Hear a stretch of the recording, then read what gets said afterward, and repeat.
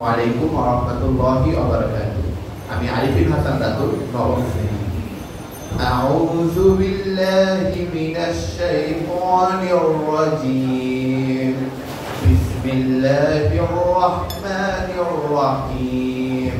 ওয়া ইয ক্বালা রাব্বুকা লিল মালাইকাতি ইন্নী জা'ইলুন ফিল আরদি খলিফা قالوا أتجعل فيها من يفسد فيها ويسفك الدماء ونحن نسبح بحمدك ونقدس لك قال إني أعلم ما لا تعلمون وعلم آدم الأسماء كلها ثم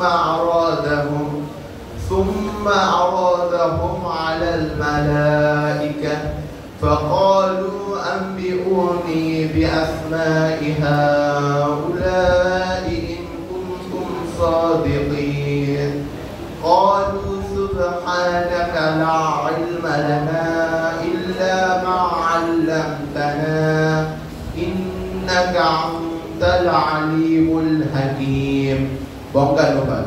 পরম করুণাময় অসীম দয়ালু মহান আল্লাহ তাআলার নামে শুরু করছি। আর তোমার পালনকর্তা যখন ফেরেশতাগণকে বললেন, আমি পৃথিবীতে একজন খলিফা সৃষ্টি করতে চাই, ফেরেশতাগণ বলল, আপনি কি এমন কাউকে সৃষ্টি করবেন যারা পৃথিবীতে রক্তপাত ঘটাবে এবং দাঙ্গা হাঙ্গামা সৃষ্টি করবে? আর আমরাই তো আপনার সর্বদা পবিত্রতা ও মহিমা ঘোষণা করছি। তিনি বললেন, নিশ্চয়ই আমি যা জানি তোমরা তা জানো না।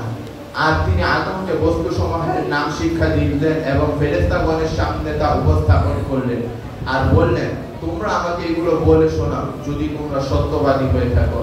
ফেরেশতাগণ বলল, আপনি আমাদের যা শিখিয়েছেন তা ব্যতীত আমরা কিছুই জানি না, নিশ্চয়ই আপনি সর্বজ্ঞানী প্রজ্ঞাময়।